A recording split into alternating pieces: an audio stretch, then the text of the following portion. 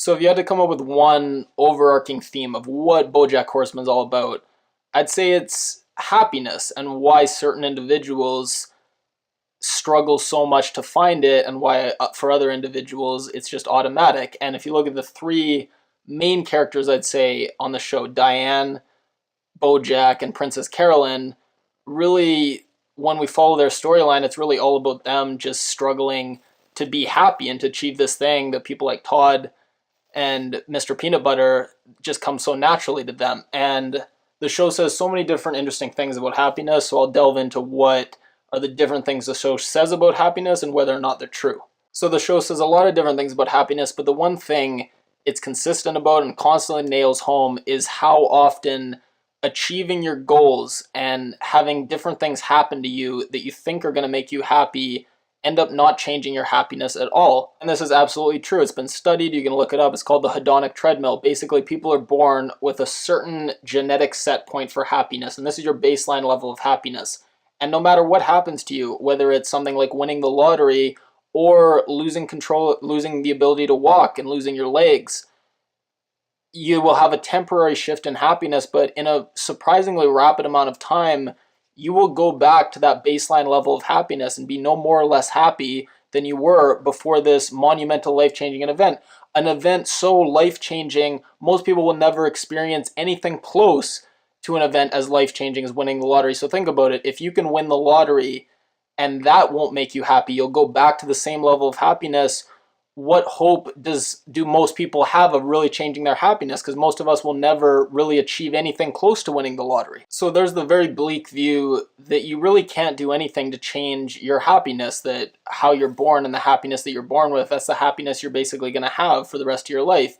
There's a slightly less bleak view that says, look, you can change your happiness, or you can do things to affect your happiness, your behavior and how you conduct yourself. It does have an effect on your happiness. But happiness isn't something that you can chase, because paradoxically, the more you chase it and the more you try to be happy and the more you force it, the less likely happiness is to come to you. So there's this quote on Bojack where she says, look, you can't chase happiness, you can't force it, you just have to be a good person day after day, open up your heart, and maybe someone's going to come in and make you happy. And that's really, again, the very bleak view is that really you can't do anything to change your happiness. The slightly less bleak view is that, well, you can't really do anything to go and force it, but you've just got to convince yourself that if you hold out hope and if you consistently do the right thing, eventually it might come to you. So what are some of the reasons that people are unhappy? One is that our brains are wired and we're biased in the way that we need way more positive things than negative things if we want to be happy. If we have slightly more positive than negatives in our lives,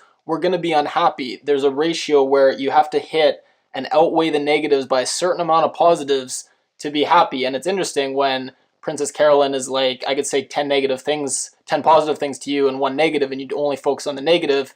Unfortunately, that's true, and that's to some extent the way we're wired, that it takes so much positive to outweigh the negative, and it's part of a survival mechanism that, it's good for our survival if we're so hyper vigilant of negatives, but as it's good for survival, but for being happy, it kind of sucks. Now, does intelligence make you unhappy, or more intelligent people less happy?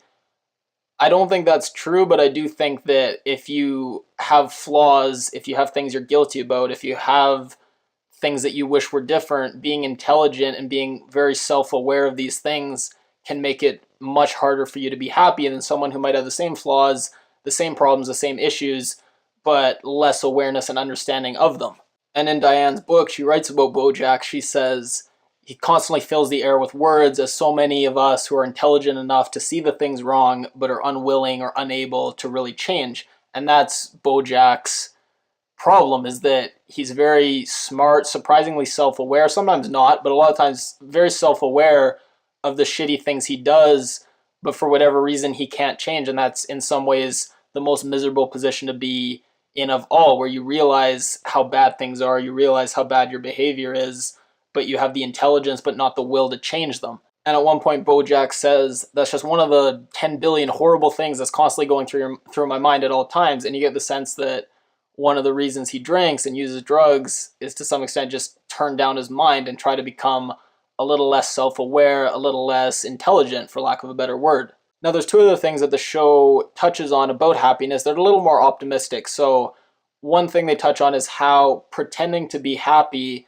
can actually make you happy. They say that if you force yourself to smile, even if it's a fake smile, that actually does trick your body into actually being happy. So, when one character says, the secret to happiness, just pretend you're happy, and eventually you'll stop. You'll forget that you're pretending, and you'll actually be happy. That sounds like nonsense, but actually they've studied it, and that is a somewhat valid way to at least temporarily improve your happiness. And then at one point, a character says, it has to be this way because this way, when you get to the end of the movie and you get everything that you want, it'll be all the more rewarding because you had this lack of happiness. When you do get happiness, you're going to appreciate it so much more. And I do think that it is absolutely true that the low times can help you appreciate the high times. And to some extent, if there was no such thing as sadness, there would be no ability to conceptualize or appreciate happiness. However, this doesn't change the fact that if you have a really low genetic set point for happiness, you're never really going to get into those high times, and you're really only going to exist to make people who have that high set point for happiness appreciate it more, because they can look at you, and if everyone was like them and everyone was so happy, to some extent they couldn't really understand what happiness is even. But when they see the people with the low genetic set point of happiness, they can look at that and say, oh wow, I'm glad I'm not that, I'm glad I'm so happy. So it is kind of bleak in the sense, if everyone was able to go up and down and up and down, and if everyone was capable of that, then this idea of, well, the sadness helps you appreciate the good times would be a little more palatable and a little better to think about. But when you realize that some people are kind of always high, some people are kind of always low, and only a few people can really make that shift up and down, it's kind of bleak.